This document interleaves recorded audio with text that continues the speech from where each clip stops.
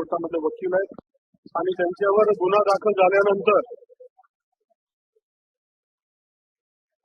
मला बसून बोलू नका. मंत्री महोदय, तुम्ही माझ्याकडे बघून उत्तर द्या.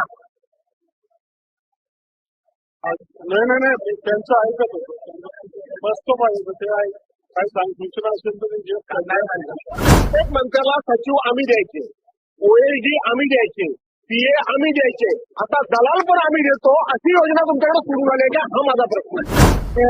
अध्यक्ष महोदय, अर्थसंकल्पीय अधिवेशनामध्ये हा प्रश्न उपस्थित केला होता. मी रावळ साहेब आपले मंत्री महोदयांचं अभिनंदन करतो की पहिल्यांदा एखादा प्रश्न मांडला गेला आणि मांडल्यानंतर संबंधित व्यक्तीवर कारवाई झाली. 64 लाख रुपये सिक्युरिटी डिपॉझिट मंजूर आहे आपण जमा केला. परंतु पुढे आपण ते शेतकऱ्यांना आतापर्यंत का वाटलं नाही, किती दिवस वाटणार, हा एक प्रश्न. दुसरा प्रश्न, शिळून अधिकाऱ्यांनी या कंपनीच्या व्यतिरिक्त 20 अधिकच्या कंपन्या ब्लॅकलिस्ट केल्या. त्याच्यामध्ये काही लोकांमध्ये गंभीर आरोप आहेत, काही लोकांचं त्या अधिकाऱ्यांना पटत नाही म्हणून त्यांना ब्लॅकलिस्ट केलं. या ब्लॅकलिस्ट झालेल्या 20 कंपन्यांची यादीची फेरतपासणी करणार का, हा एक. दुसरं, आजपर्यंतच्या इतिहासामध्ये कंपनीवर गुन्हे दाखल होतील, मंत्री जबाबदार धरले जातील, ही व्यवस्था पाहणारे अधिकारी याच्यात एक तरी गोष्टी नाही का? हे जेव्हा चालू होतं भ्रष्टाचार 3 महिन्यापासून, तो अधिकारी झोपा काढत होते काय? तर म्हणून त्याच्यामध्ये स्पेसिफिक तुम्हाला सांगतो मी, सभागृह वाप होतो. हा जो अंकुरा ॲग्रोचा मालक आहे त्याचं काम काय? शिक्षण विभागात मागच्या 10-15 वर्षापासून सरकार कोणाचे असतो, हा व्यक्ती अल्पसंख्याकचा दर्जा मिळवून देण्याचं काम, दलालीचं काम मंत्रालयात करतो. हा म्हणील ती फाईल पुढे जाते. तर शिक्षण विभागात नोकरी भरती असते ना, त्याच्यामधलं अप्रुव्हल हा आणून देते. याची SIT तुम्ही करणार का? दुसरं याच्यामध्ये मंत्री महोदय, हे सर्व चालू असताना 11 लाख क्विंटलची रेकॉर्ड खरेदी केली आपण. माझी विनंती आपल्याला, आपण एक धोरण ठरवलं पाहिजे.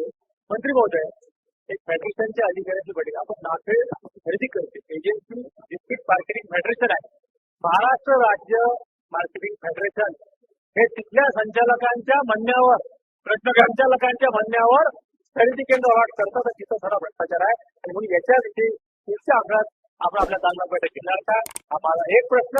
आणि या मंत्रालयात दलाली करणारे दलाल सगळ्या क्षेत्रात शिवून राहिले, या दलालांची SIT चौकशी करणार का? आणि तिसरं तुमच्याही काळात होते भास्करराव, हे ऐकून घ्या, ह्याला वास्कार करू नका. हा दलाल काँग्रेसचं सरकार असताना कार्यरत होता. आता तिसरा विषय, याविषयी धोरण ठरवणार काय? आणि सगळ्यात महत्वाचं, भास्करराव व्हायचं, ज्या शेतकऱ्यांसाठी हा प्रश्न उपस्थित झाला त्या शेतकऱ्यांना हे 64 लाख रुपये आपण कधीपर्यंत परत करणार? अध्यक्ष महोदय, याच्या माध्यमातून अध्यक्ष महोदय संरक्षण द्यावं, जरा मला उत्तर द्यायचं. अध्यक्ष महोदय, विषय शेतकऱ्यांचा विषय गंभीर आहे. अध्यक्ष महोदय, हे जे या कंपनीचा मालक आहे ज्याच्यावर गुन्हा झालाय, त्यांचं नाव प्रशांत रामदास वराडे करून आहे व इतर 11 त्यासाठी यांची माहिती जी घेतली. हायकोर्टामध्ये वकील आहेत आणि त्यांच्यावर गुन्हा दाखल झाल्यानंतर मला बसून बोलू नका. मंत्री महोदय, तुम्ही माझ्याकडे बघून उत्तर द्या. नाही त्यांचं ऐकत होतं, बसतो पाहिजे ते काय सूचना असेल तर प्रत्येक मंत्र्याला सचिव आम्ही द्यायचे, ओएसडी आम्ही द्यायचे, पीए आम्ही द्यायचे, आता दलाल पण आम्ही देतो. अशी योजना तुमच्याकडे सुरू झाली का? हा माझा प्रश्न आहे. ही कदाचित मागच्या त्या 2.5 वर्षाच्या सरकारमध्ये असेल, पण आता नाही अशी योजना. तुमचं महाविकास आघाडीचं सरकार त्यावेळेस दलाल झाले. नाही, असं नाही कळणार.